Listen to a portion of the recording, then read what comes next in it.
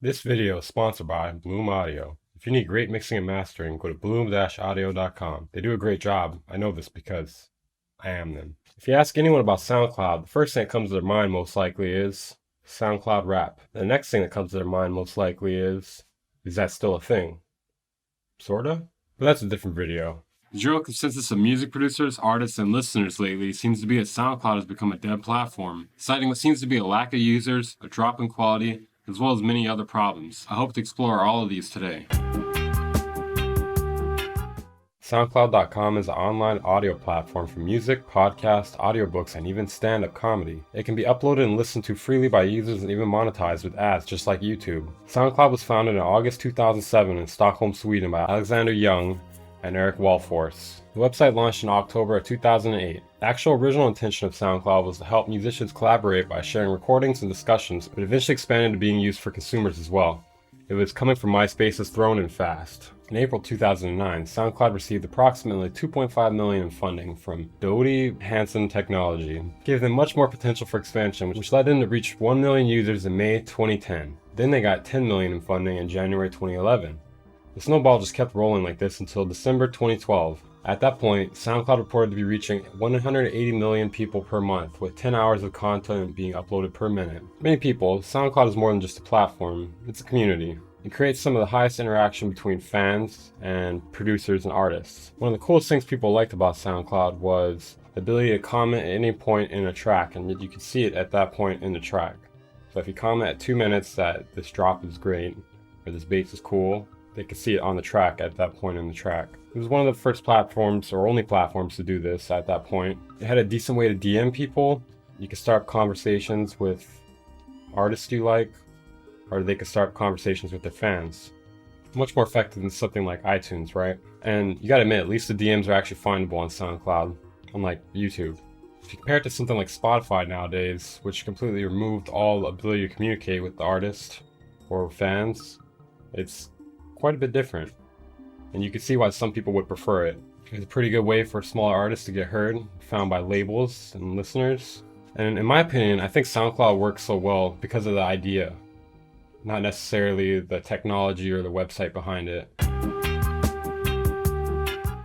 This ability to upload anything you wanted, as well as create any sort of conversation with your favorite producer or artist, had some downsides as well. People began uploading remixes of any type, bootlegs, and as you might guess, things like this gave major labels quite a bit of bargaining ground against them. In January 2014, SoundCloud finally began negotiations with major music labels in order to address the issue of copyrighted content. They gave control to Universal Music Group to control and take down any content they wanted without SoundCloud's intervention. People were not happy about this. You may be wondering at this point, why the fuck are you telling us all of this? Well, you need to understand the backstory before you understand the problems. Over the span of 7 years, they had finally done it. SoundCloud had become everything they hoped it would be, and more. It became one of the largest music streaming services, peaking in roughly 2014, at one point boasting a total of 175 million monthly users. SoundCloud had the power to start careers at this point. In the middle of 2014, SoundCloud started its monetization program, including pre-roll ads, channel sponsorships, mobile ads, and more. Let's talk about something we haven't talked about yet. The golden era of SoundCloud. The golden era of SoundCloud was a sight to behold. Every music had comments, and every comment had, you guessed it, more comments. Goddamn, that's a lot of comments. Before 2014, there was this nifty thing called Groups too, that people used to use to share their tracks to like-minded individuals on the platform. A lot of people miss groups. SoundCloud's golden era is believed to be somewhere around 2014.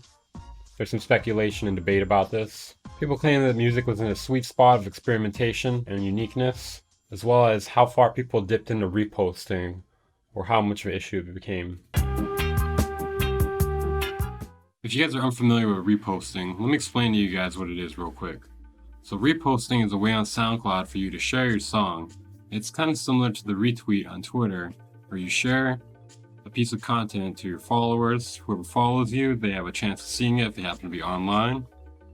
So having more followers is more valuable on SoundCloud or Twitter. Alright, so let's talk about reposting and repost trades, or repost chains. As you can tell, there's a lot of emphasis on reposting here. So I think we can all agree as listeners, these are complete cancer. So they've turned into currency, They've turned into scams. They've turned into pyramid schemes. Not all repost chains are pyramid schemes. Most of them are, though. Really bad ones. The discovery of repost trading led to something much more dangerous, I guess, for lack of a better word. Not only dangerous to people, dangerous to the platform. And that was repost chains. And the reason why this became kind of dangerous, in my opinion, is because it became about having an arms race. All of a sudden people were trying to get together many accounts to create a much bigger reach and to trade more in order to just farm more views. Essentially, once this knowledge spread out to people, you either had to join in on it or you would just get left behind in the dust. Because there'd be people spamming trades daily, they'd be getting hundreds of listens from them, especially if they had a lot of followers. So you either had to make the most insane music, join in on it, or you just had to quit. It wasn't that bad in 2014, but at this point in 2019, it's insane. Let's just say people have milked these tits dry. Another issue people complain about is download gates. I never really had an issue with these. I guess one of the biggest issues is that they're a third-party thing, so you could have some issues with other websites due to it. But essentially, you'd have to follow accounts in order to download a song. Say you like the song right here. You have to follow. At first, there would just be 1 or 2 accounts. Eventually, people started putting like 30 accounts. Bruh. I hear it being a big complaint for a lot of people. It's never a big complaint for me, just in the sense that like you're getting free music. But when it's like 30 accounts, it is pretty ridiculous. Even like 5, it's kind of insane. Because what, you download like 40 songs, and then you follow 200 more people now. Unless you want to follow them. But then they add you on Twitter, and then it's like a whole thing, and just avoid it. I think at this point, though, a lot of us creators on SoundCloud feel like we're all stuck in a barrel without any sort of way to grow or help our audience hear us more without repost trading, and that's I don't think that's the right way. Or if it is, we have to like limit it somehow. And I do think due to these problems, a lot of newer producers are getting scammed or are overly motivated to buy promotion to get ahead early on. Shut up and take my money! Then began a series of platforms lining up to purchase SoundCloud, but all of them failing to buy it for some reason. In May 2015, Twitter nearly purchased SoundCloud for $2 billion. They failed to purchase after stating the numbers didn't add up. Next up in line was Spotify in September 2016, claiming they were in talks to buy SoundCloud but pulled out later that year. Then in 2016, something a bit unpredictable happened. So SoundCloud finally reached deals with UMG and SMG. These guys. A spokesperson at the time said the deal gave the companies the options to introduce a paywall behind their content. SoundCloud released 2 subscription services in 2017. They were now received well. SoundCloud Go and SoundCloud Go Plus. You get to remove ads, listen offline, as well as unlock tracks that were locked before. Yeah, people didn't like this at all. They're pissed. Then, in spring 2017, it almost happened. Well, not what you expected. SoundCloud faced being sold after not raising $100 million needed to keep it afloat. But somehow, $170 million was magically raised, and everything was fixed up. Rumors have something to say it has something to do with Chance the Rapper. SoundCloud, where are you? SoundCloud. Why are you with my wife? Along with the investments, there was a shift in management. Alexander Young left the company, and Mike Wiseman became the COO. Later that year, SoundCloud announced it was closing its San Francisco and London facilities, laying off over 1/3 of their employees in an effort to become profitable, with the remaining staff working out of New York and Berlin. In 2017, you could probably guess, quite a few platforms took advantage of the chance to strike against SoundCloud, to attack while the striking is good, as they say. Wait, what? Another point of controversy here. In early 2018, users started reporting that there was a change in the codec on SoundCloud, claiming that it changed from 128 kbps MP3 to 64 kbps Opus. SoundCloud claims they've been using this codec since 2016 though, and it's not a new change, and that quite a bit of the information they were passing around is inaccurate. Hopefully I don't say that about this video. I use a lot of sources.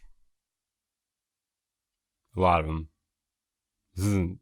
I may sound sarcastic. I'm not being sarcastic though. In 2018, it actually seemed like SoundCloud started to turn things around. Well, at least financially. Physical filing says, since the August 2017 financing and throughout 2018, SoundCloud has taken significant steps to improve its financial health, including retiring all outstanding debt, reducing certain fixed or operating expenses and cash flow burn, improving its cash collection processes, and renegotiating certain rights holder contracts. In May 2019, SoundCloud acquired Repost Network, the multi-channel network for SoundCloud. They actually don't have as bad of a reputation as other multi-channel networks, believe it or not. I don't know how that's possible. I'm actually a part of Repost Network, so I only have good things to say about them.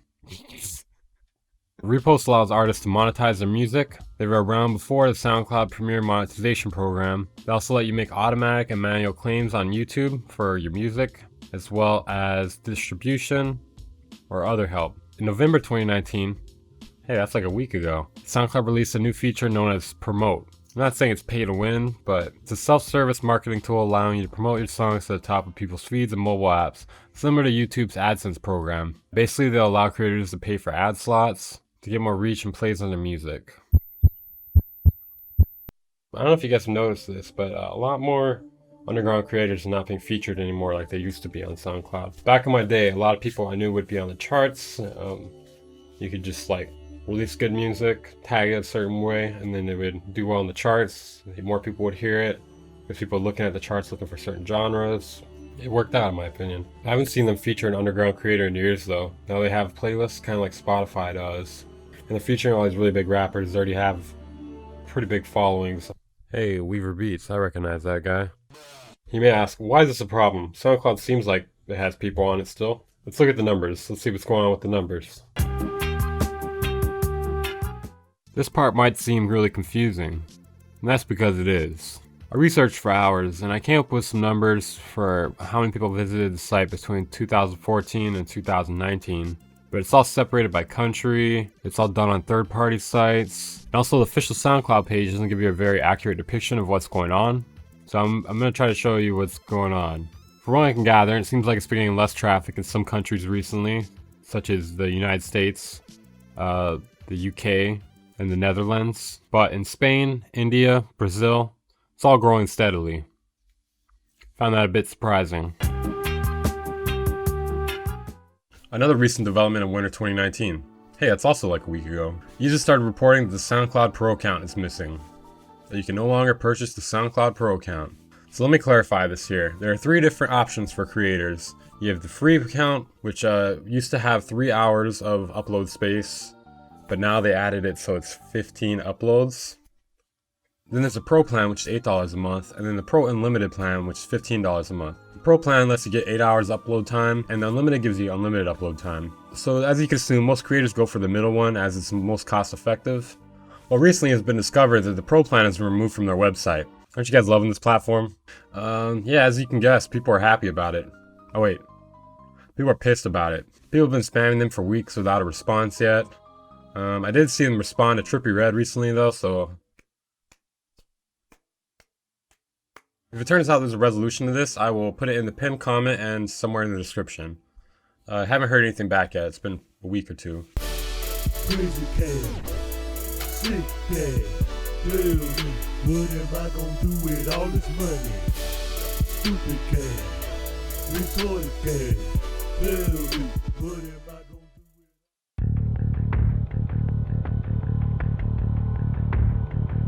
Alright, so a while back I noticed something strange about SoundCloud's related track algorithm. I'm going to show you guys really quickly what I mean. So if I quickly upload this test track here to an alternate account, doesn't matter what I name it, doesn't matter what I tag it, nothing really matters about this song. What does matter though is I went and liked a bunch of tracks afterwards, and after that I put all those songs in my related tracks. So what does this mean? It means you can easily manipulate the SoundCloud algorithm, or that it doesn't filter out actions that should not be included. I don't know if you guys know this, but the way SoundCloud currently works, your music only gets the plays that it gets from reposts, and that's it essentially. It's essentially like it's in a void. That's what it seems like to me. So if you stop releasing music, then you completely stop getting activity on your SoundCloud. And I don't think all content is like that. For instance, sorry to keep comparing to YouTube here, but I feel like YouTube has more of their shit together, sadly. A lot of people don't like YouTube, but I don't know, I think they're doing a lot better than SoundCloud still. Alright, so YouTube's recommended algorithm does a lot for creators. It's actually blown up quite a few creators. What has SoundCloud's recommended algorithm done for us? Exactly. It'd be nice if the algorithm somehow put old songs that seem to be quality, that people seem to enjoy and engage, back into rotation somehow. I know you guys have done some new things such as the upload. It seems like you guys are taking a lot of notes from Spotify. I would say get rid of SoundCloud Go, but I think it's too late already. Damage has been done. Yeah, it's like a couple years too late already. So fuck it, just keep that. Seems like the company's become more focused on how they can make money for themselves, as opposed to how they can help creators get heard. An interesting theory I have too is if you guys do more with the related tracks algorithm, then maybe you guys might make more money too, because more people will be using it to find songs that are similar, that are actually similar. Alright, let's talk about where things went wrong. I don't think it was one thing specifically. I think it's just been a combination of things and not listening to creators or consumers. I mean, you can't really blame them though, because they weren't really being profitable either. You have to focus first on being profitable before listening to people. Well, it looks like for now SoundCloud is doing well financially and statistically. SoundCloud, if you see this, I personally think you should focus on what makes SoundCloud great. The grassroots roots, the community aspect, that's what separates it from everything else. You need to do something to draw back the consumers in America, in my opinion. The listeners and producers. I think a lot of the producers are still there. It seems like SoundCloud is mostly a producer-based economy at this point, but we need more consumers. They've gone. Fix the suggested algorithm. Please. Please. We feel like us as creators are not being heard out. So hear us out more. That'd be cool. I also want $10 million. Here's some other ideas. Maybe limit repost trading like how it used to be back in the day. I know you guys want to kill me right now, you repost grinders out there, but hear me out here. If people get limited on the reposts, then maybe all the fucking listeners won't run away. Pretty good idea, right? And then if people go over the limit, then they get their temporary block or whatever, you know?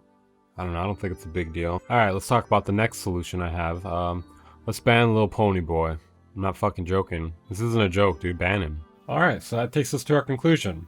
Now what do we do? This might sound a bit stereotypical here, but I think we need to vote with our wallets. Maybe if they get enough backlash and lose enough sales, then they might reconsider reverting these changes. The two most troublesome things being what they did to free accounts, as well as the removal of pro accounts. I know that this is due to the new HD feature, but they should make the HD feature optional. People shouldn't be limited to only 15 tracks on a website. Seems a little silly, right? If you guys want to let SoundCloud know you're not happy with these changes, make sure to tweet them at SoundCloud and SC support. Maybe if we pester them enough, they'll stop responding to Trippy Red and notice us instead. If not, there are other platforms such as Spotify, Apple Music, YouTube, Audius, AudioMac. Make sure to follow me on Twitter at WeRebeats. Make sure to check out my new mixtape, which should be out by the end of the month. I'll link it down in the description. And check out my Discord, lastly. I'll link that down in the description. Alright, bye guys. My dick amazing, ho. My dick go blazing. My dick amazing, ho. My dick go blazing. Like a gun in the air, I do not care. Shove my dick in your wares, come in your hurl. My dick amazing, ho. My dick go blazing. My dick amazing, ho. My dick go blazing.